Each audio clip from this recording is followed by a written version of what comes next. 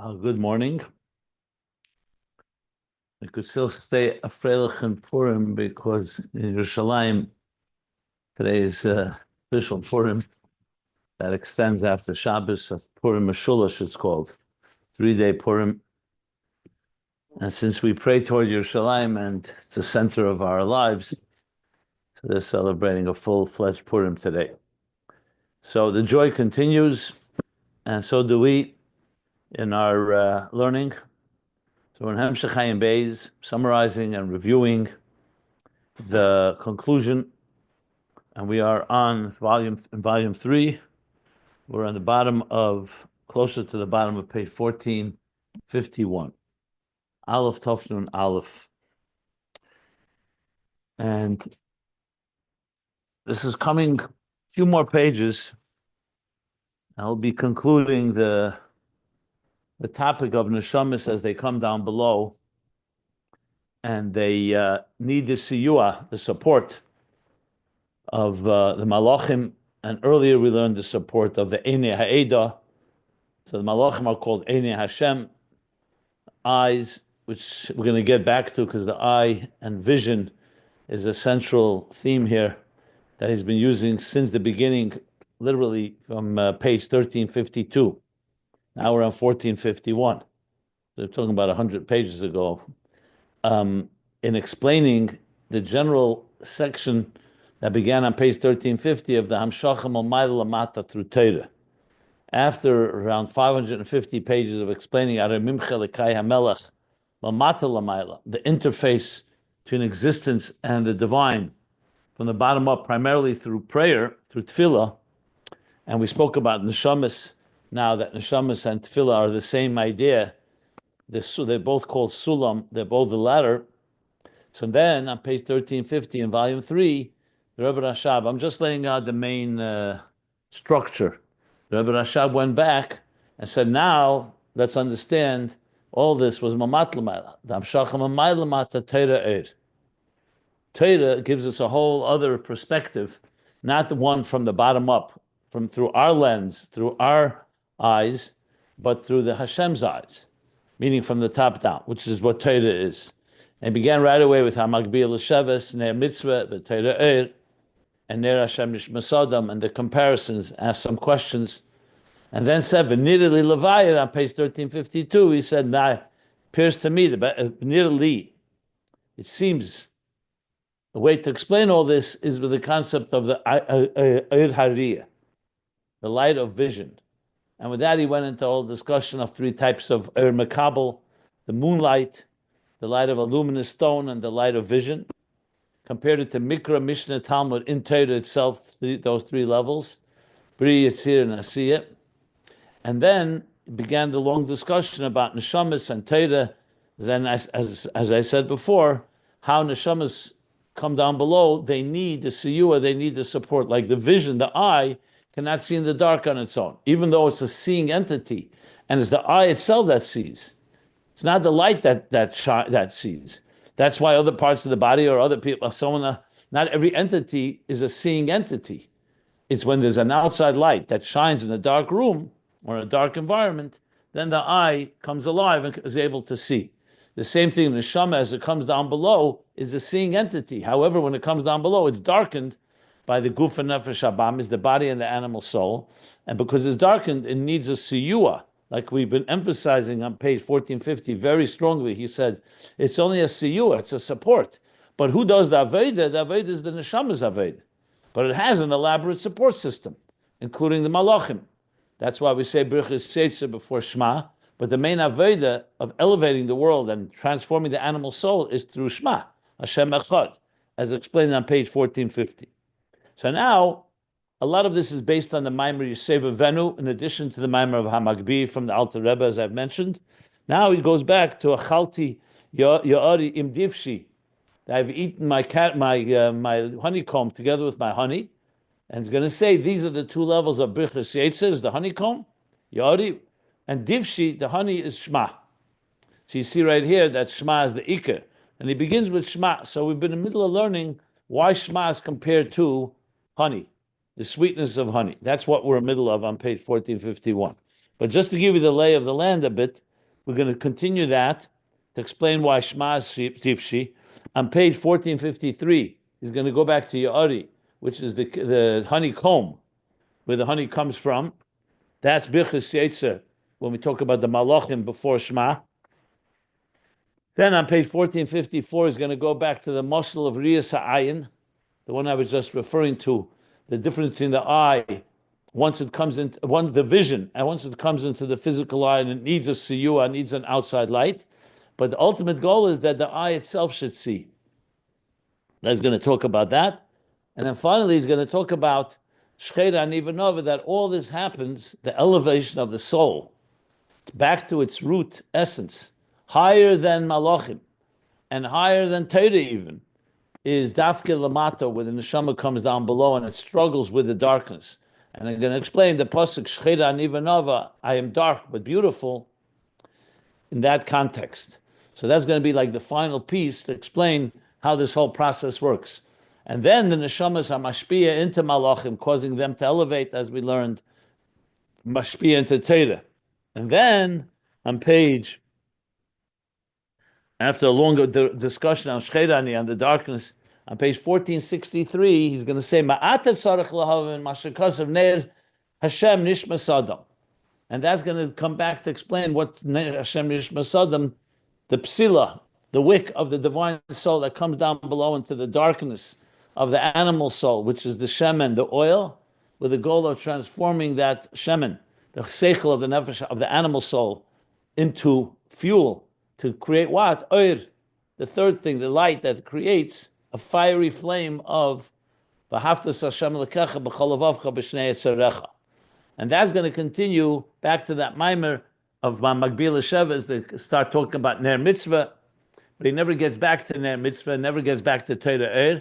He concludes with the yichud of the yichud Ilah, yichud Tata, that the neshama, through its contemplation, Ner Hashem Nishma Sadam, affects the animal soul, but he never gets back to that effect. He just talks about the contemplation.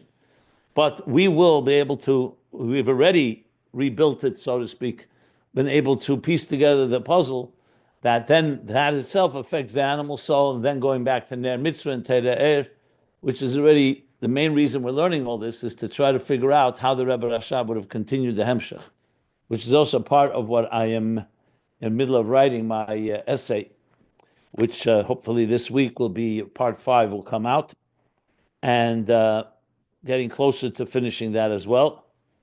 So that's somewhat of a summary of the structure of Ayin Beis.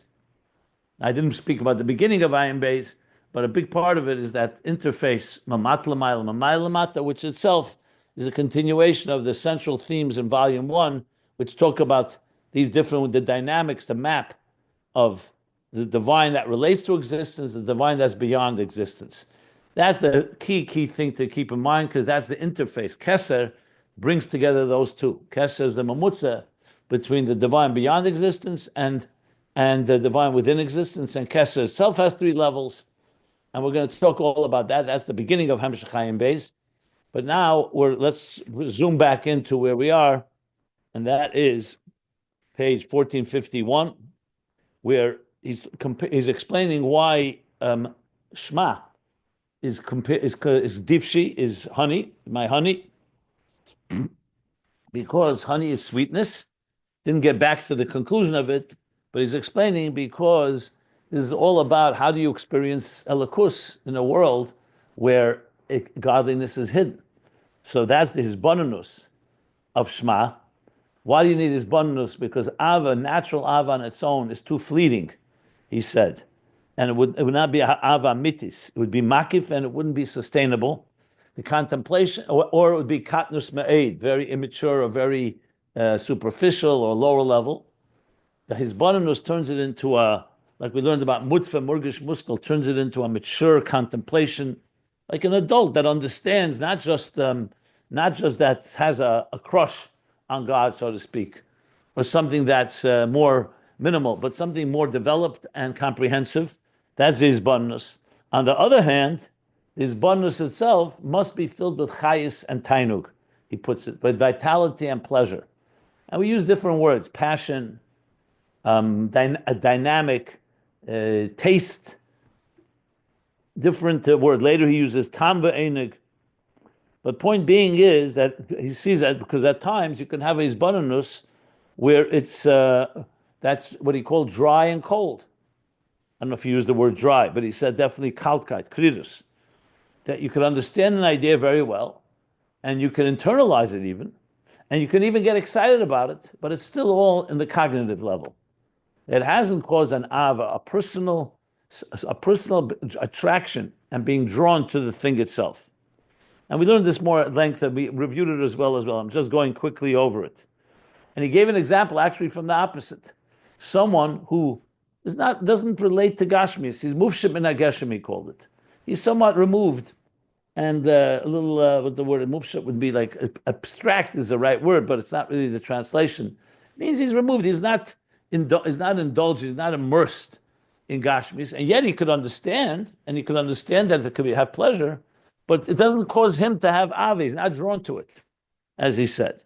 Same thing, the opposite. You could understand godliness and not be drawn to it emotionally. And therefore he's not mispal ba'ava. That's why it's important that you have chayis ve'enig, which we're going to learn soon is divshi. That's the honey part, the sweetness of it, not just a contemplation. Now we're middle of a parenthesis. That's where we stop the middle, where he starts going into more detail. That he says, be'emes, every neshama lekus has tam ve'enig and elikus. I'm sorry, every divine soul, neshama lekis, yesh lo tam ve'enig be'elikus, has a taste and has pleasure and satisfaction, you could say, another word we used, in godliness. So what is he saying here? If it has it, so what's the point of these bonus? And why does these bonus have to have chayis and einig if every neshama already has a tam ve'einig and elikus? So he's going to explain that's because we're wired that way. We're fundamentally, because he doesn't say it explicitly, but because a neshama is like bonim atem Hashem lekechem, we have godliness within us, like he explains in Tanya chapter 2. So therefore it's there. And actually that's the reason he says, V'hu be'emes sibus hasog elikis. So now it seems like he's going now the other way around. Till now we're saying that his bonus leads to ava, and his bonus is with gishmak, with satisfaction, with pleasure and vitality. So that makes the ava, that will cause it to really turn into ava and not remain a detached concept. But now he's talking about the very essence that every neshama has it. So, as I said, we'll see how this develops, but that's what he's discussing now. And that's really the cause for the asog elikis. The tam ve'enig v'tam v'chachmu be'emes in yenecha. And he explained why. Because, as we explained, this is discussed earlier in volume 1 in Ayin Beis. Because the truth is, the pleasure of wisdom, of intelligence, the fact that we gain satisfaction, fulfillment when you understand something, that comes, he explained there, and he summarized here, be'emes in yenechad, of the tam of be'emes in yenechad, the tam ve'enig, the tam ve'chachma, who be'emes in yenechad. The tam ve'enig that we're talking about here in elikus is one with the tam ve'enig and chachma, because chachma originates from keser. And if you didn't have a tam and elikus, you wouldn't have that pleasure in understanding it.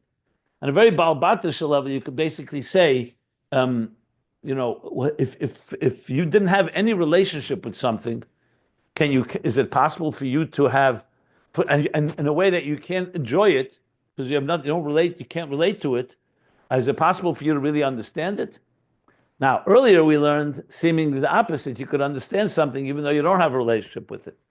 So we'll get back to that.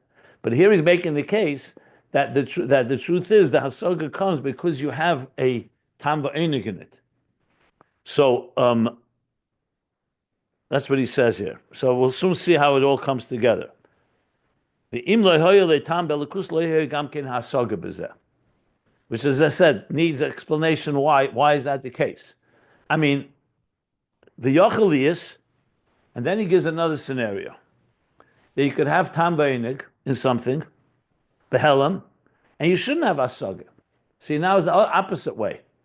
Before he was talking about having comprehension in something and not having tam v'einig in it. In other words, it's not pleasurable. You understand it and your mind gets excited by it. But you could also have the opposite. You could have the tam va'enig. We see a neshama has tam va'enig behelam, meaning not necessarily in any conscious way. However, lo yireh asaga. Why? Because seichel and asaga comes from the koiches hanefesh, and tam va'enig comes from the etzem hanefesh. That's why the enig belakus be'emes yesh b'kol. That's why every Jew, every neshama has tam va'enig. Even though they don't have the koiches, even though they may not understand or learn or appreciate with any of their conscious and revealed faculties godliness, but they have the etzem einig. I mean, just to give the example that's often used in Chassidus, that by Simchas Torah everybody dances with the Torah. The Torah is wrapped up, and therefore anyone can dance with it. Children, amaratzim, pshutim, what are they dancing?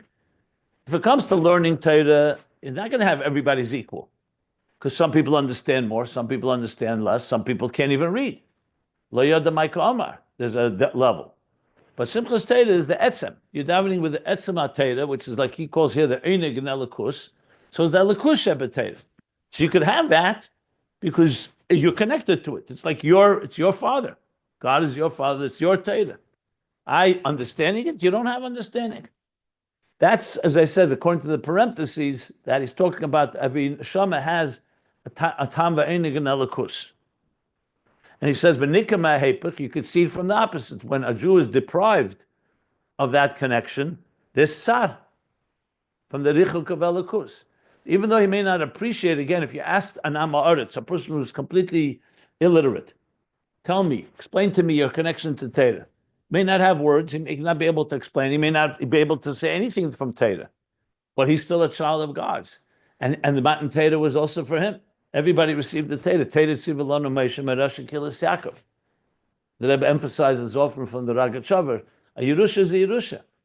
Every child is an equal heir to the inheritance. Merasha Kilas Yaakov. Even if there's no Giluyim. So that is Seichel,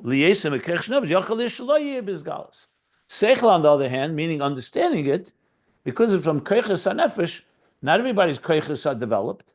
So you could have an atzmiz, a core connection, and you don't have a revealed conscious connection, meaning that you're aware of it, you can explain it, it manifests inside your koiches. Obviously, that's not a complete relationship, but he's giving that scenario. So here we have now, based on the fact that everyone has a tam va'enig and elikus, and that's what brings the asaga to the point that you could also have that tam va'enig and not have asaga. Again, tam va'enig, he calls it behelam. He didn't say this person has it revealed.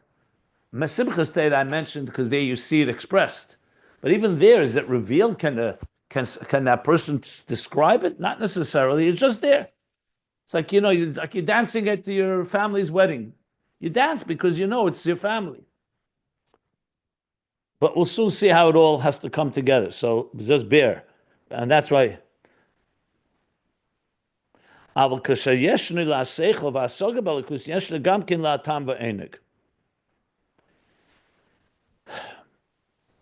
he has now one more thing.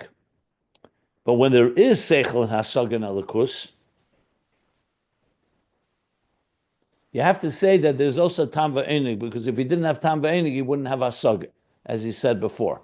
So in other words, the scenario goes like this. You could have tam va'enig and not have hasaga, but if you have hasaga, it means you have tam va'enig and elikus. Again, mitzad the etzem haneshama, as he's explaining here.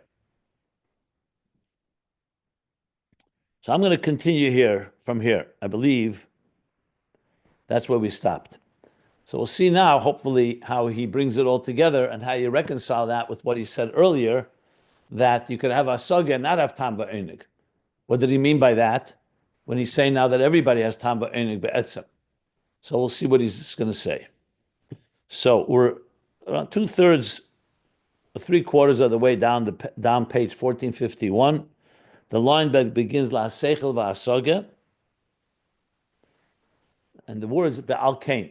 I'm going to start reading there. The pages can be found if you want to follow the text at ayinbeis.com. So now we'll try to, the parentheses, remember, ends at the bottom of the page, the last line. I'm going to try to get through that now. maybe even more if we can. Let's see how this unfolds. Valkain, and therefore kasher ba'asoga lo yesh chayes ve'ein klal. And therefore, when a person contemplates or hasoga understands, and it doesn't have chayes ve'ein klal, he's going back to the scenario before the parentheses. Like a person someone understands Gashmis, but he doesn't have a pleasure in it. He doesn't have any personal association with it. So he can understand. If he doesn't have tam ve'enig, harizahira, that is an indicator, sha'asoga eina mitis. So now he's saying that means hasoga is not true. It's not real. Not a real hasoga. This is only because he said now that you can only have real hasaga if you have real tam ve'enig, which a neshama has. Again, before the parentheses, the point was that hasaga without tam ve'enig will not lead to ava. But the hasaga can be complete. He actually gave a scenario where a person understands the idea well, it's niklat, he absorbs it, he integrates it, and even gets excited by it. But it doesn't come to ava. Now he's saying, since true hasaga is only possible if you have tam ve'enig, so if the hasaga does not have chayes ve'enig, ultimately, he says that indicates the hasaga is not a real hasaga. So he's going deeper now. It means no matter how much you understood it, you didn't really understand it completely. Because if you did, it would have brought to chayes ve'enig, which would have brought to ava. That indicates that he didn't understand the idea well. We need explanation what that means. Like we described, there are people who are scientists and brilliant people who understand things very well, but they just doesn't emotionally affect them. So what does he mean by this? So let's continue seeing how he explains it again. I keep pointing out this qualification because what's bothering me is we just learned without the parentheses, he was going seemingly in one way. And now he's like adding a whole other dimension with his be'emes. But the Rebbe Rashab obviously knows what he's writing, and he knows what he wrote before. So that's why I feel that it's all going to be resolved. But I am pointing out, in case anyone is wondering, how is the shtim? How do you reconcile that? That we are going to get there. So, okay. Now, why doesn't he understand it well? This is an indicator he doesn't really fully understand it, because if he did, it would have affected. It would have had chayes and enig, and it would have been, and ultimately, would have chayes and enig. Now he says a few scenarios. Why? Or, few options. Either mishum she'ein nesen daiti lezeh, either because he did not really fully concentrate and apply himself to it. So in other words, he understood the idea well, but he didn't fully apply himself. Like we talked many times, chassidus applied. You can learn a topic, a concept, and you can understand the concept very, like I would point out, technically, mathematically, mechanically. You have the dynamic, you have all the pieces in place, but you didn't apply what he calls here in a nascent daite lezeh. Daite doesn't necessarily mean an application, but in nascent daite means he didn't apply his das, didn't really fully concentrate on it. So he learned the topic and then he moved on. So it didn't affect, doesn't have a chayes and enig in it. He learned it like a philosophical, abstract idea. Or that's one scenario, either because of that, mishum she'ena keli la'asagazu. Another possibility is that he's not a keli for this level of understanding. In other words, he's understanding something that's beyond him. You have that. You could have, for example, a child prodigy could understand something and not have an emotional chayes v'enig in it because his mind is like a computer, so he picks it up. But he's not mature enough yet to be a keli. I'm just giving you an example. He didn't give this example here. So it could be that either he didn't apply him, he didn't nation daite, didn't concentrate fully on it, or he's not a keli for it. So he's not a keli, he's understanding something. So obviously there's a dissonance between him, the person, and his chayes v'enig, and the idea.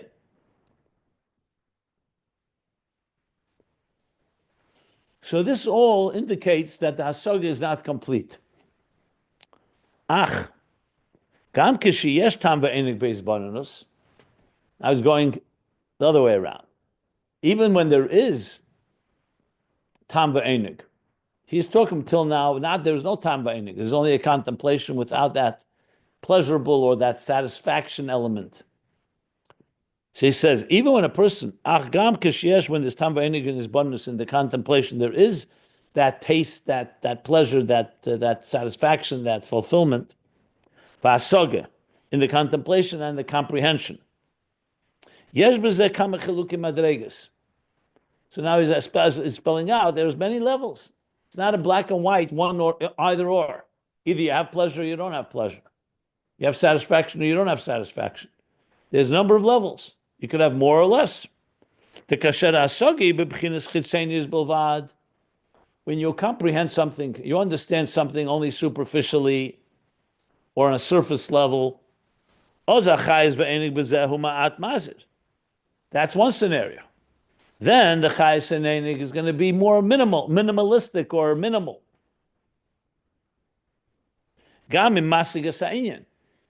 Even if he understands the idea, but being that it's more of a superficial understanding, chitzenius he's calling it, so he's going to have he could have some tam v'einig. Chayes v'einig now he says, chayes v'einig, vitality and pleasure or satisfaction, even if he understands it. But kol shenichnas ba'inyan, ba'amke yeser, and the deeper he goes, the more he enters, he immerses himself with depth into the depth of the idea. In other words, he really concentrates. So he's giving out, this is the chitzenis. Now, the more he goes into the depth of it, leido lahasik pnimius einyan, to perceive and to understand the pnimius of it, not just the chitzenis. So you can understand the general picture, or the overall picture, the surface level, the superficial picture. But the more you go deeper into the pnimius, into the inner guts, if you wish, the innards, the insides of this, v'omkei, and its depth, yisraba hachayz v'enig. The more you go, the more the vitality and the pleasure and satisfaction will increase. Hachayz v'enig b'zeh. The more the chayz and enig in this will increase. Ki ikra enig hu b'pnimius bina dafke. Okay. Because the main pleasure, is pnimius bina, not chitzenius bina, pnimius bina. Right. We'll read the parentheses in a moment. Which makes total sense. If a person who learns something, studies something, and you just learn it quickly, superficially, shallow, just, you get a sense of what it says. You may enjoy it, because it's a geschmack, it's a pleasure, it's a satisfying idea, but it's going to be on a certain level. You go deeper into it, what he's calling pnimius bina, so you're going to draw out, the pleasure will be in direct proportion, commensurate to the amount of your immersion into the idea. The deeper you get it, the more you appreciate it, and therefore the more satisfaction there'll be. V'zeu inyan is galus atik shebabina. So in Kabbalistic terminology, that's this galus atik is tainug. Atik is tainug, arich is rotzen, and bina is, in this case, we say pnimius bina, pnimius atik, it says in some places. Sometimes it says pnimius abba, or pnimius chochma is pnimius atik, but then other places bina. There's explanations for this. Chochma is more of a pleasure that's more concentrated, because just in a kuda, you just get the pleasure of like an epiphany. Bina is the pleasure of an elaborate understanding. So they both can create tremendous satisfaction, but they're different, those two, in the way they do it. He doesn't go into the difference in Chachma and Bina here. But bottom line is, he's talking here Bina as a contemplation. He's not talking about now Chachma, the epiphany. Sometimes you have a dilemma and you suddenly get an idea. Even if you don't fully flesh it out, there's a certain satisfaction. You feel, I think I found the answer type of thing. Like that, aha. But then Bina has another level where you develop it, and when you really get the depth of it, is a whole other, it's like a pleasure more at the end of the process. Chacham is like the beginning of the process. So they both are linked to Tainug, like he said before, that the true Tam Va'enig of Tam V'Chachma is one with Tam Va'enig of of pleasure in general. Now he's talking more the contemplation that because he wants to talk about the different levels of contemplation. Can I ask a question, Rabbi? If you don't mind, I want to finish the parentheses before I take questions. Just for my own, there's a flow here. It's not finished yet. It's a few more lines. If you don't mind, hold the questions, and I'll stop for questions soon. Thank you. Another parentheses within the parentheses says, "Ubchinis primius bina, hu asoga be'etzema inyan elaki." He's explaining what is primius bina a bit more. It's a comprehension of the etzem inyan elaki. Shaloi beluvushi hasoga. Okay. Commission is barely ill, as was explained earlier. That's right. So let me sum up what we learned about that. In comprehension itself, when you comprehend something, so before we use the word chitzenius, that's more like you read it superficially, or superficial doesn't always mean bad. It means like it's initial reading. You know, sometimes you read something, you read it once to get the general picture, and then you go back and I'll read it more in depth, so to speak. So that's called chitzenius bina. Now, then there's Pnimius Bina. Pnimius Bina, you go back and you're starting to understanding it in depth. You're breaking down the details, you're dissecting it, you're asking questions, trying to really get it fully understood. Now, there's two parts here. One, like he calls, is Levushi Hasoga, and the Etzemini Eleliki. Let's explain what that means. Levushi Hasoga means when you are using the garments of comprehending something. Levushim means they're more like instruments. So there's a methodology of how to understand an idea. It's like the first time that you've ever, I don't know if anybody remembers the first time they had to analyze something. Whatever. In school, you had to write a paper. So obviously the first time it's not, we don't do a great job. But after a while, especially if you're trained, and the teacher or a master teaches you, there's a method how to break down an idea. It's not just with reckless abandon. You break it down. You ask certain questions. You try to sum up what are the main points. You start breaking down those points. There's a whole method in doing so. And you try to do it methodically, in a very methodical way. I mean, if any of you studied geometry is very much like that. Basic geometry, where you simply have to prove a certain theory. So you can't just prove it. You have to go step 1, step 2, step 3. If you miss a step, it's critical. I mean, in law, for sure, when you build a case, you don't want to miss a step. You want to build a case step by step by step. It's very methodical, and there's a science to it. So that's levushei hasoga. There, the focus is not on the etzem inyan those are rules of understanding something, no matter what the idea is. Then, I don't want to say downside, but what happens if a person is a master of breaking down an idea? They can, however, sometimes lose the nakuda, that it's called. Like, what's the main point here? You're so good at dissecting it, you could also forget what's the etzem inyan you're trying to understand. So there's the second part of it, is the oir haseichel. I'm using that word here. So the klei hasog is the kelim, the instruments, the tools of understanding. And the etzem inyan eliki that he calls, that's the oir. That's what is it that you're understanding. In this case, he's trying to understand Hashem Echad, the Izbarnus of Shema, which is what we've been discussing earlier. Or it could be understanding Oir Ein Sof Lifnei Tzimtzum. Or it could be understanding Atzilus. Or it could be understanding Lahavdil, something in the natural or scientific world. So the Levushei Hasoga is the focus is on the instruments, the very tools you use. So he's saying Primis Habina, that's why it touches more the Tainug. Because the Levushei Hasoga are critical because that's the methodology of how you understand something. But it's still not the very etzem inyan. The real pleasure comes from what you're understanding, not how you're understanding it. So he says that's primus commission is bar liel. Now this was explained earlier. I have to find the page where he spoke, I think it was by Bechol Ma'idecha, if I recall correctly. I'll look for it later. I don't want to right now go off because it's not so relevant, but he did speak about it earlier. Ach gam hasaga beprimisem v'omkei.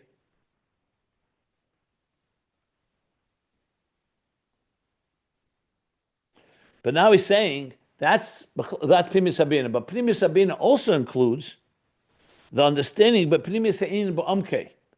Not just the etzem eliki, which is the divine aspect of it, which you're really coming to, trying to understand, but the very inner, deeper understanding of it is also included in Primis Bina.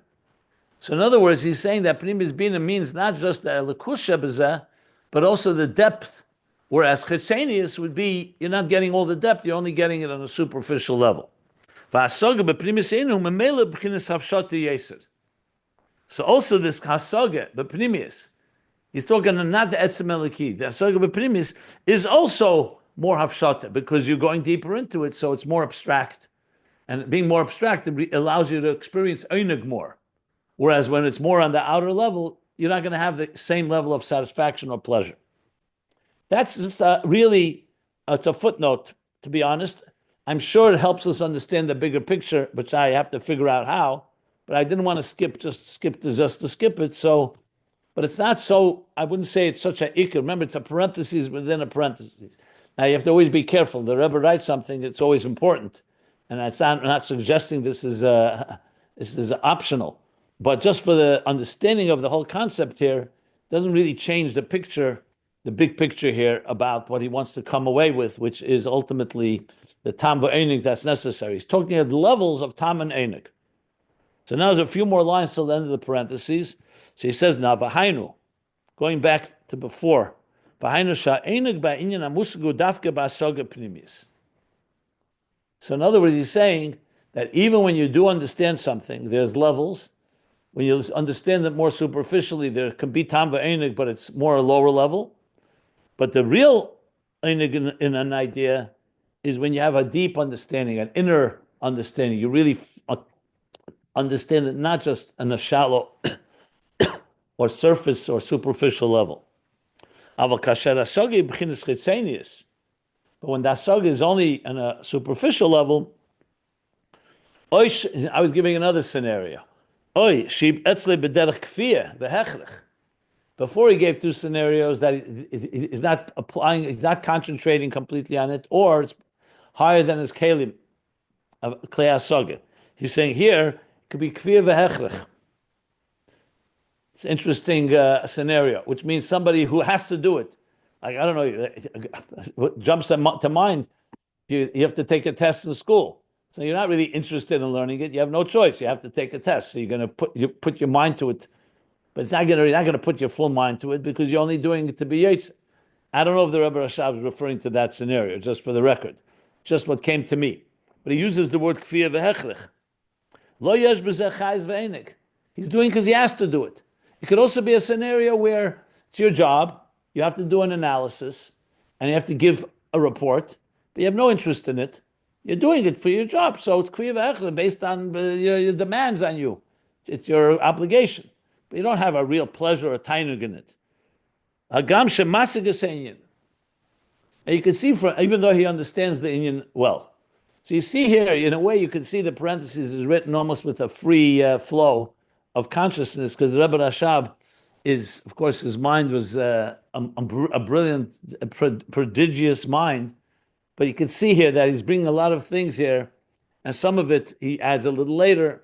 Not saying it's not organized. If you break it down, it's very organized. But you can see here somewhat of a free flow that, especially considering he probably did not edit it, because this is volume 3, so he never went over it again to turn it into a mimer or into a chapter or with summaries, as he did earlier part of Ayin Beis.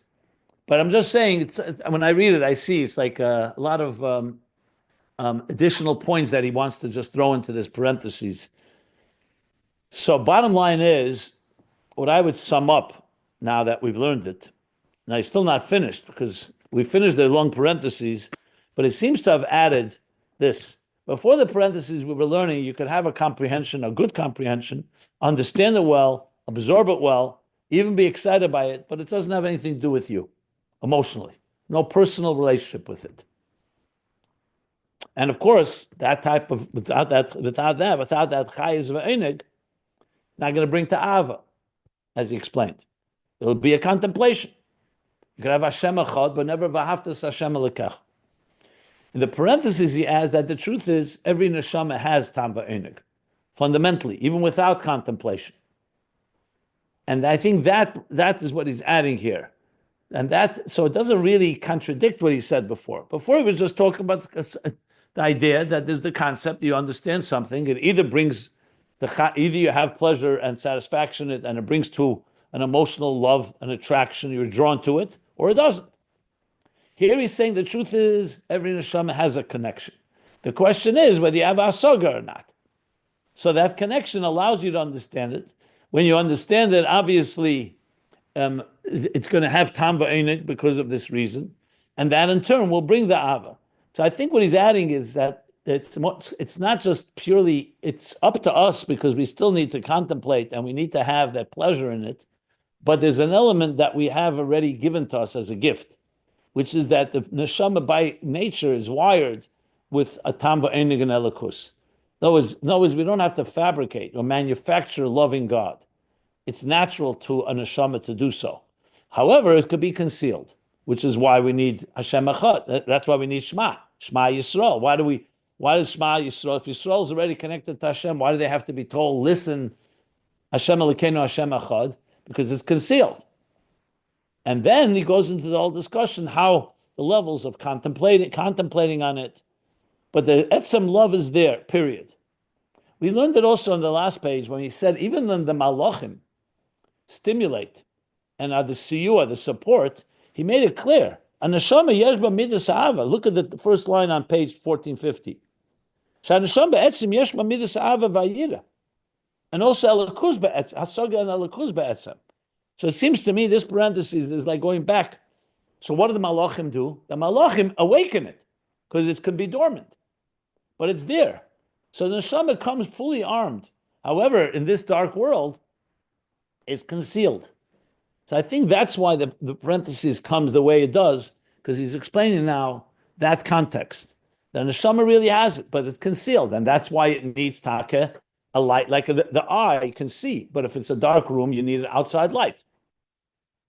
In this case, also there's bananus, shma, Hashem echad, and with chayis and einig, which we'll soon learn is difshi, is the honey.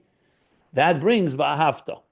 And remember, we wanted to come into full blown. That's why he said, without his bananus, the ava can be be'etzem in you, but it will be fleeting and it won't be sustainable. Because the bananus makes it part of you. When you can sit and concentrate and say, Shema Yisrael, Hashem Elokeinu, Hashem Echad, and you elaborate on it, like we learned Hamayich be'echad, it's a whole different story.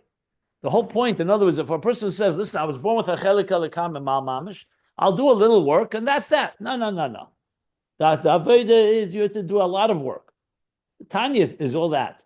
You have to work on yourself, because you want to make that neshama, nefesh alikis, your natural self. Remember, the nefesh abamis has plenty to say, and it's going to oppose the divine soul. So you have to do a lot of work to make the nefesh alikis a mainstay in your life.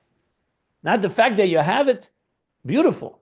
That's, of course, a tremendous thing. That means you have the potential. So it would be like what the Alter Rebbe told one of his chassidim, who was a big mind. And he said to him, if you really learn Torah, you'd be such a Gaon. So he said to the Alter Rebbe, the fact that I could become a Gaon is already basically, so what? So I'm one step away. So the Alter Rebbe said no. He gave an example, a very interesting example. He said, just like a ganef, a thief is not someone who could steal, but someone who steals. Obviously, everybody could steal.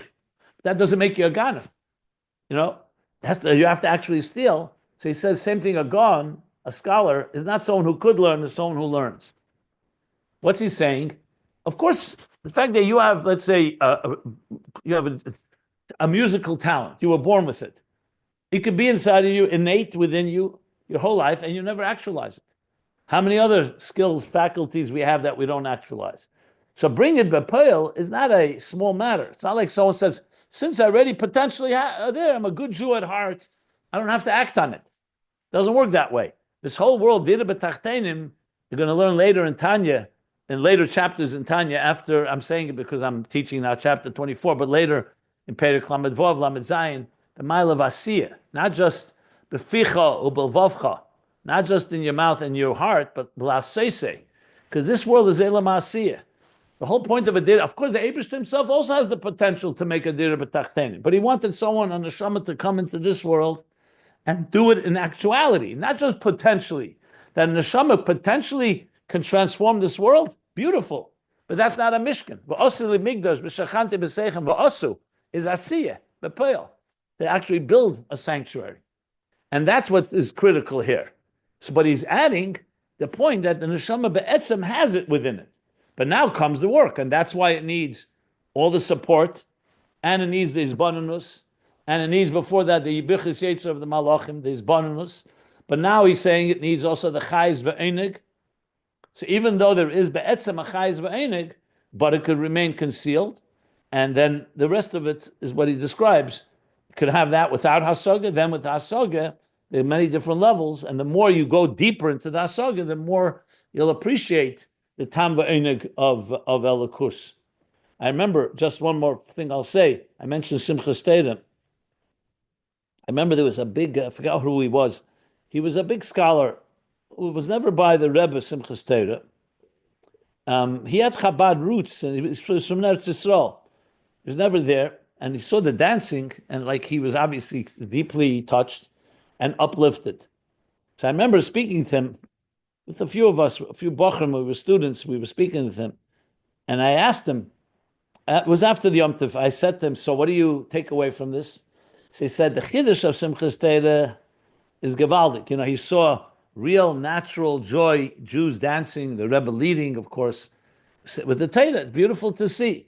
He says, the real thing is going to be now when I go back to learning, how it's going to infuse my learning with a whole different level of understanding. Which he appreciated, he understood that the Simcha is touching the Etzem of Torah. But now, like here, the Tam V'Einig Atzmi, that every neshama has. But it doesn't compare till you actually, when you sit down and learn, now that you have that, how it infuses the way you learn it with a whole different level of pleasure. Like he said here, the more you learn it with Tam V'Einig, the more you go deeper into it, like you said, the previous, the more you get that Tam V'Einig, and also vice versa. The more when you access that etzem, that itself will infuse the Tam V'Einig, the hasaga, in a deeper way. It doesn't say that explicitly here, but you could take away from that as well, both sides of it. Okay, so now I shall stop here. We'll learn further, but for any questions. Okay. Rabbi, I had a question, and that is this the reason, these different levels, that I sometimes have difficulty, even though I love it and I connect with Torah, have a difficulty transmitting that to somebody else?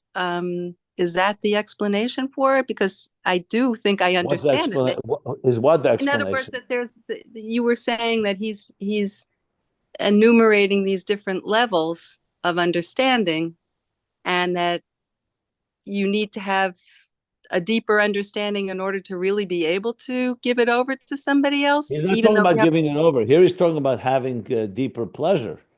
But that goes with that. That's what you just said is a given.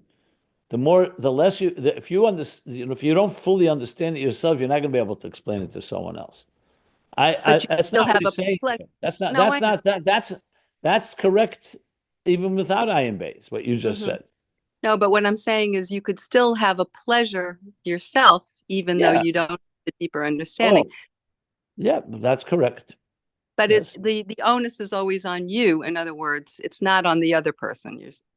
Let me put it this way. If you can't really explain it to someone else, then you could say that you probably don't fully understand it yourself.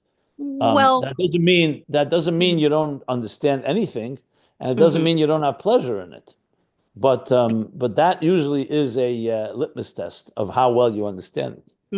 Because why can't you explain it to someone else if you understand it so well? Because maybe they don't have the necessary. They or because you? Well, I don't know. That's what I'm saying. It's probably maybe a little bit of I find with myself, it's always me. It's not always someone. you. Okay, I'll take the responsibility for it. Thank you. Now, 1 second. Obviously, we're talking to a 5-year-old. Some things you don't even try to explain to them. They're not yet ready for that. You're talking about an adult that should be able to understand something. To dismiss them and say that they're not ready yet, well, maybe they're not ready in the full sense of the word, but maybe with an example, Anyway, it's a little digression because it's not, Yeah. you're asking is a different question of, I understand. and there I would say it's case by case, depending on the person. Is it always complete? I always look at myself. If I did not get across, I feel there's something I did not say. Not because I'm trying to blame myself. It's because I just feel that way when that ideas can be conveyed, but the more you internalize it, the more you're able to convey at least part of it. Mm-hmm. Yeah. Okay. Thank you. I have a couple of questions actually. One, the Rebbe starts out this last paragraph by saying Chayes va'oneg, and then the second time Chayes va'oneg, and I think it's the third time also Chayes va'oneg. Then he says Tam va'oneg. And then he says Tam va'oneg afterwards. We spoke about it at length in the last class on you Friday. did? Okay. Okay, I missed that. So it also says here the Be'emes Harei Kol Neshama Elokis Yesh La Tam. I'll just say one thing. Because he says afterwards Tam v'chochma, that could be the reason he goes over to Tam.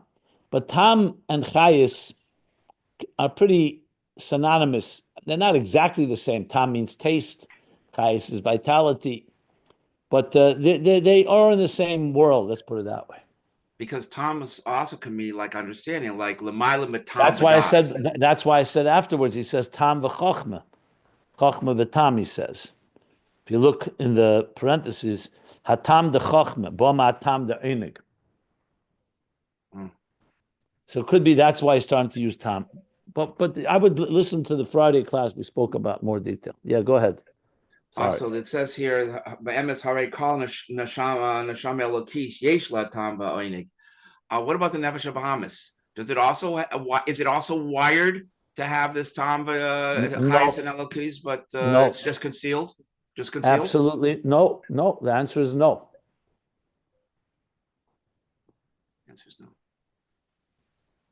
It comes from higher levels, like we said, the malachim and toyu and so on.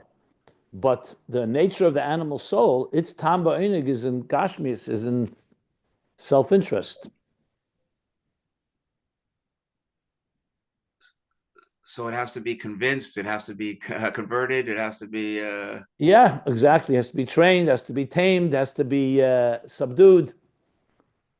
Whatever order. Not the only thing I'll qualify. Transform. Even the nefesh Bahamas of a yid, we're talking only about a yid right here, right? Look at the end of Perek Aleph in Tanya. He says clearly. Klipas nega. Klipas nega. The whole Tanya talks about nefesh habamis is drawn to its own, to behema. It's a behema. It's not shalosh klipas hatmeis, but it's not the kedusha either. I mean, once you say that, so what would be the difference between that and the chelik elikam mal mamish? The only thing I'll qualify and say that the nefesh habamis was also created by God. That's correct, and therefore it's rooted in the world of Toihu, then later the root of Malachim, the Merkava. So it has Elokus in it, but you don't say that it has a Tam v'Einig in Elokus. It has Elokus. You have to remember, even Shalosh Klipas Hatmeis has Elokus, has a spark of God. It's just so dark that it became like a black hole. But everything has. But we're talking about a personality. When you look in Tanya, he compares the chelik elikam, the nefesh elikis, to a sun. Vayipach ba'apav nishmas chayim, that like bonim atem l'Hashem elokeichem, the sun comes from the etzem moyach ha'av. Can you say that on the nefesh habamis? Absolutely not. You can't say that on anything, not on any creature, even though all creatures were created by God. So what you're really asking is, what's the difference between a divine soul and every other creation in existence, including a nefesh habamis, obviously. Well, also the nefesh Bahamas of a yid is unique compared to other. Yeah, but it's not a you know, nefesh elikis. Right. You're asking about the nefesh elikis now. You're not asking whether it's unique. You didn't ask that question. You asked me if the nefesh abamis has. Love, Anyway, natural love. that's the whole point. That's why you need this avodah of the nefesh elikis to influence. This whole mimer is about, this whole Hamagbil Sheves is talking about that the wick is the divine soul and the oil is the seichel of the nefesh abamis. And if you look at the beginning of Torah and the Mittler Rebbe's mimer at length, he literally says, the whole nefesh abamis interest is self-interest. Olam hazeh. The whole interest of the nefesh elikis is elikus, is godliness. And Tanya basically says it explicitly. Look in all of Tanya. Show me anywhere that says the nefesh abamis is be'etzem, really wants to love God, but it's just concealed. He never says that. Yet it says by a Jewish nefesh Bahamas, it's Rahman. Anyway, we're going in circles. If No, you could want to show me somewhere it says the adding a nefesh different thought here. abamis. No, I'm saying that doesn't say anywhere the nefesh abamis is be'etzem has ava misuteres, has love for God. No, but it does say that a Jewish nefesh Bahamas has Rahmanim by Shanim and Gemilas Chesed. So that's personality. That's just personality. So it's not thinking about itself. It has a unique aspect of being not yeshus to the Gamre. It's helping other people. Can you explain what that means? Or you need me to explain it? I'll be certainly faster and shorter, more accurate if you explain it. I mean, to me, it's extremely obvious. Well, so what? Why don't you ask me a better question? Non-Jews there are also non-Jews that are very compassionate, empathetic, Chassidim Elam, that done unbelievable, noble things. So what does that mean? What does that tell you? As I said, a nefesh abamis is not shalosh klippos hatmeis. Didn't say that nefesh abamis is evil and is destructive and is going to murder and kill and steal. But even that, even Rachmanim and Bergem L'Chsodim is a personality thing. That's what he says in the end of chapter 1.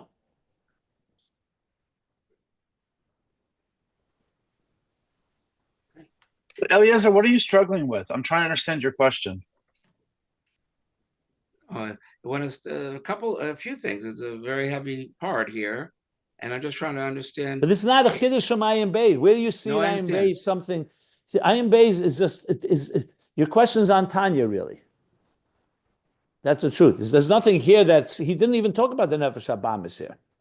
He's only talking about the nefesh elikis. Neshama elikis. He's only talking. So your question really is on Tanya. It's not really an Ayin Beis. I'm addressing it because it touches upon the Ayin Beis. He brings the Maimer Hamagbi. I think you have to go back to Torah Hamagbi L'Sheves, learn the beginning of that Maimer, go back to Tanya, and see if you find any contradictions. You won't find contradictions. It's very consistent. The other question I have, as I said, if you find in a mimer that it says the nefesh abamis really loves God, and it just needs to be revealed, then we can talk. You're not going to find that in a mimer. That I could assure you. But that again, the nefesh abamis was created by God. The tzimtzum is also created by God. Remember, it all comes from Hashem. That's not the question here. Every creature, every insect comes from God. But but does not have the godly tam v'enig, like it doesn't have a tam and elokus. Now, can the nefesh abamis be trained and taught? Of course. That's why we say v'haftas Hashem lekecha b'chol levavcha b'shnei yitzarecha. Let me ask you a question. You're talking theoretically. Let's talk practically. Even with a nefesh elikis, right? With the divine soul, with all that we're learning here, tam v'enig. Do you and I and all of us struggle with our animal soul? Or not? Obviously. So then, so if the animal soul has this tam v'einig, why is it such a fight and such a war? It should be much easier. You could say as the oil, but it also has a tendency, it wants to give off light because it joins with the wick to give off light. Both, it's a partnership. It's a partnership. That's only after the avodah. That's only after the avodah. Okay. But the oil itself, there are 8 billion people on this planet. Most people, where they're using their seichel, to understand God or to make money and satisfy their pleasures, including Jews. But I'm saying doesn't need a sefer even, unfortunately. Can that shemen be harnessed and directed? Of course, that's avodas. That's why we say Shema, and that's why we say V'ahavtas Hashem Elokecha b'chol levavcha b'shnei yisarecha. That's the goal. That's what we're shooting for. So my second question is the discussion here about that you need, if you have chayas and oneg or tam oneg, that enables you to present it, understand it better and present it better. And then you give the examples of like in school, you can teach a 5-year-old, teach somebody. What I'm asking here is this idea that tam and oneg enables you to have a better hasaga, is specifically the Rebbe here is talking about nefesh elokis. Is it? But can we also apply this in general? That if a person has chayas and oneg in mathematics, absolutely.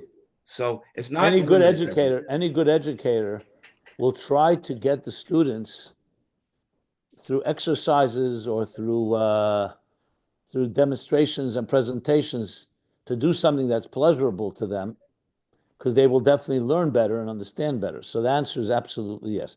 It's not what he wants to say here, but can you take from this a lesson?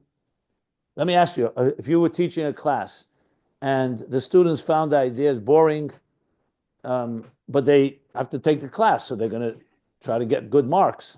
Or if they're excited, are they going to study differently? Obviously. So, but I just wanted to know if the Rebbe here is speaking only about nefesh elokis, but it's because the Ayin Beis is not a study in education now. Okay. He has a very clear focus here. He wants to explain why Shema is compared to difshi, to honey, and why these bananus and Hashem Echad requires a pleasure, satisfaction, something fulfilling, to be done not mechanically, but with vitality. Tam chayes v'einik, tam v'einik. That's the focus here. Can you derive from this lessons in education and so on? Of course, but that's not where he's going, or that's not what he's trying to say. This is where I would say you're going from Ayin Beis, applying it to other scenarios, but it's not the theme of Ayin Beis per se. Got it. Okay. Any other questions, my friends?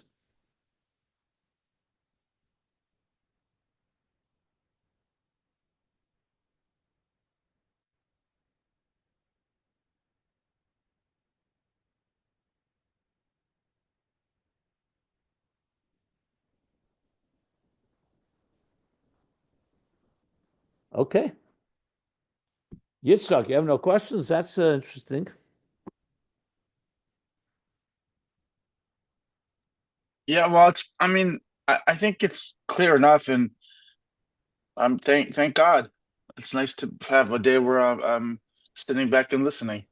No, good. Fine. Well, we spent all of Friday on half of this, and he made his points very clear, and you went into this in great depth. I took.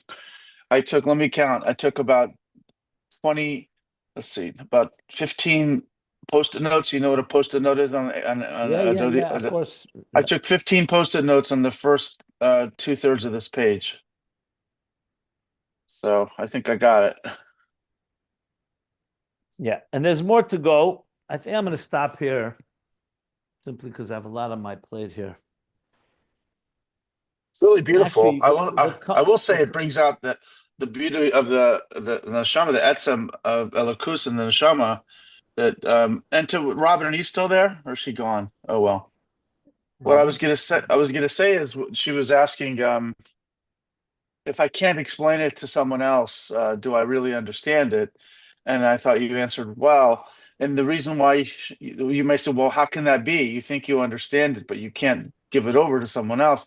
And I thought to myself, because if it resonates with you because it's true, it resonates with your neshama. You can relate to it. You can identify with it. It doesn't mean you understand it to the point where you can explain it to someone else. That's what I was going to offer her, but Yeah, she's that's a gone. good point. It's almost like you enjoy a song, but unless you sing it to someone else, they're not going to know what you're talking about. Exactly. You could tell them it's a beautiful song and so on. Yeah, so I was also not trying to in any way throw any aspersions on the process. Doesn't mean you don't understand it at all. It just means I speak also as a teacher that if I feel I haven't really been able to convey it, it means I haven't really fully integrated it. But there is a talent in being mitzamtzem. Like that's one of your greatest strengths, is to take extremely complicated chassidus and spell it out in universal terms. That's a different question. Yeah, that's another thing. But I'm saying that's correct. But that also comes because I worked on understanding it better myself.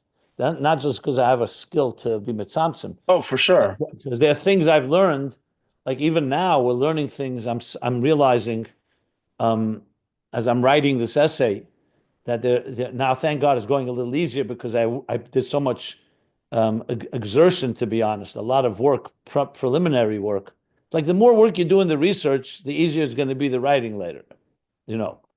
100%. Yeah. So because what you're doing is really coming down to really understanding a lot of nuances and so on. But yeah, honestly, I still have questions on what we learned. It's not clear 100% in my Really? mind. I do. Wow. Yeah. But I want to wait because I see that the next section he continues, even though it's a parentheses, it's not uncommon that sometimes the way he writes after the parentheses, you can see is informed by the parentheses, because he can talk about Bina and Simcha and Oinig.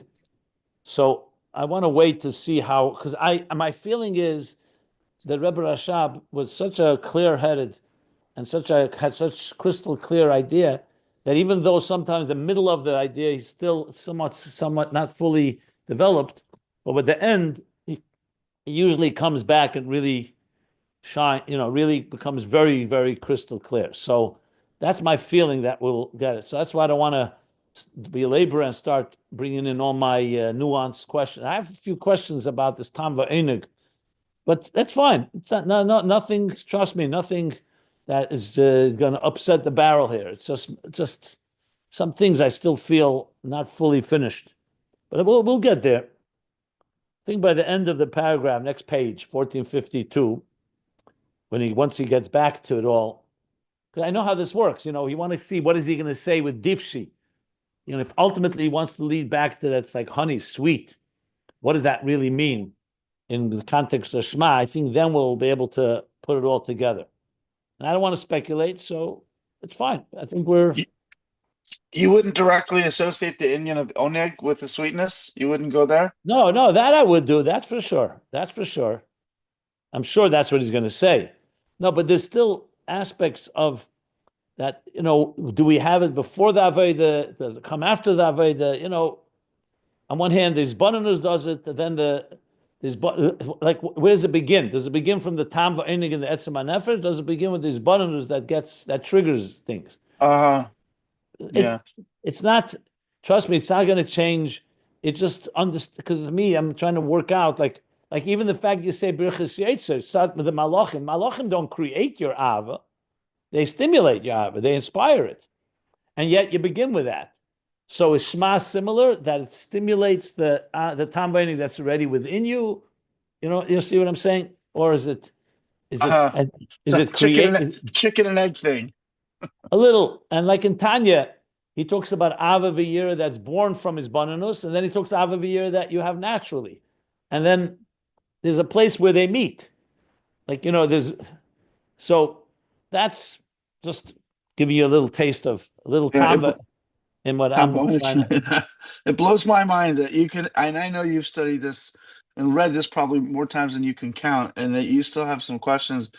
Makes me reconsider whether I really understand this myself. No. That's not what I want. That was not my intention at all, because everybody has their b'chol ma'idecha. I think you understand it. Trust me, you'll learn it many more times. You'll understand it better. and probably be even a time where you come back to this and you'll say, I thought I understood it, and I don't. It's fine. It's not, we're not going backwards. You're just going up. So right now, what you understand. Then later, I mean, even now, learning this the second time, especially informed by the Maimar Magbi, Leshevis, and so on, there's a lot of things I realized I didn't understand at all the first time, to be honest, at all. I can't say not at all. Of course, I understood enough to be able to teach it and so on. But now I see like a bunch of things I didn't notice even. We read it. Neshama mitzad atzma, this, now I see, he's explaining this and explaining that. But it's Torah. Torah is endless. Anyone learns even Gemara, you learn the same Gemara, come back to 6 months later, I assure you, it'll be easier because you know the basics, the Aleph Beis, but a different nuance, a different pshat, you suddenly understand the Rashi different. Then you hear somebody who learned it and they have a whole other take on it, It's deep. It's good. You know what? It's good to be kept on your toes. And I feel very comfortable saying it's good to not always be comfortable. Last week, Rabbi, you mentioned that you had an epiphany. Do you remember what that was? I was thinking about that. Yes, I remember exactly what that was. But you should know I have a lot of epiphanies in my life. So it's not such a big chiddush for me. The epiphany was that I had a question in the Torah Eir of the Alter Rebbe, where he says in the Maimar HaMagbi L'Sheves, in the first section there, he says that the neshama, when it's contemplating on Hashem Echad and Shema, it's Avedus HaNeshama Atzma. And then he says, then in addition to that, there's Ner Mitzvah, like an instrument called a mitzvah, and then the instrument called Torah Eir. The question I had when I learned it, now, only recently, was why is tefillah not like mitzvah and Torah? It's not neshama atzma, it's the neshama through davening. So you can say the same thing. It's not, the neshama alone would be, you're sitting alone, you're not davening, you're not doing anything, and the neshama has a craving or a longing to God. Like just you suddenly have a existential, inspirational moment. But the fact that you're using davening, Shema, so the epiphany that I found that Rebbe Rashab, bottom of page 1450, he says that tefillah and neshama are the same thing, which is a major thing in my mind, because usually you think of neshama, a soul, a ner Hashem nishmasam, it's like a flame, and it's transcendent in nature. It's restless. It has angst. It looks for meaning, for purpose. I mean, in many ways, all of us, in some way, the neshama spoke to you at some point, and it caused you to search for something more than just a material success. That's how we usually see it. And then the neshama goes and davens. And davening fulfills the neshama's longings. What he said here was no. Davening is the natural way the neshama expresses its longing. It's one thing. He said clearly those words. Echad said the two interpretations in Sulam Mutzav Arza, that the ladder stands on the ground and reaches heaven. One is it goes on prayer, the Sulam, the ladder, and the second it goes on Yaakov, on Hu Atzme. If Shnei Parishim Echad Hu, and he says why? Because I need tefillah is the expression. I am prayer. The neshama itself is prayer. So therefore, that's why the Alter Rebbe says it's neshama atzma. Mitzvah and Torah are also obviously one with us. Chayenu, erech yamenu. But it's still something additional. Prayer is the natural neshama. Longing is a prayer, which would mean even if you're not davening, literally saying davening in a siddur, when you long for God, it's a tefillah. That was the essential. That's so beautiful. That's so beautiful. That's so beautiful. He says here clear, Knesset Yisrael niklet tefillah, she atzma b'chinas tefillah. Which line are you on? Which line are you on? 6-7 lines from the bottom of 1450. I think it's a tremendous vart. I shared it actually with someone who's learns a lot of Ayin Beis and Chassidus, and he was also blown away. He says he didn't notice it, but so the first time around when we learned this, we learned it, and I'm sure I said something about it, but I didn't understand the depth and also how he's coming to explain the Torah of the Alter Rebbe with that. And of course, it teaches you how deep the Alter Rebbe is. The Alter Rebbe doesn't even say that. He just says, Neshama Atzma, Shema, and that's that. It helps explain a lot of things. It also helps explain the whole first half of Ayin Beis where he talks about Lamata Lamaila, that's the Neshama, and Torah is already this additional gift we were given from above. I'm going to talk about it some more. I have to think it through a little more, but I'm also going to write it. Anyway, that was it. That's what I thought it was. I thought about it a long time, but because I then thought if tefillah is the natural thing, longing for godliness, natural expression, it's the neshama itself, then what? But we do have a siyum, which is with a siddur. We use a siddur, just like we learned from Torah, we daven from a siddur, which is a siddur is a siyum. But I guess you're saying it's even deeper than that, without a siddur, without a siyum of the siddur to relate. Yeah, to the neshama, just the mere fact that the neshama longs for God, that's tefillah already. Okay. The siddur is already a way of, the Anshe Knesset Agdela organized actual prayers. But basically, a Jew could be middle of the workday and has a yearning to God. That's a tefillah. Doesn't have to say Shemoneh Esrei or Shema even. But Shema, obviously, God gave us a pasuk, a tefillah that expresses that in the full way. But it's different than Torah and mitzvah. This is why maybe the Ovis davened, and Torah they didn't get formally till Matan Torah. They were kaim the Torah before it was given, but it was not given yet. Whereas tefillah is something that anyone just wants to speak to God. Go ahead. Anyway, it's more to say on this topic, obviously. Thank you. Interesting. Very good. Yeah. Let's stop here. So we're at the bottom of page 1451, literally the last line. I'm going to stop here if you don't mind.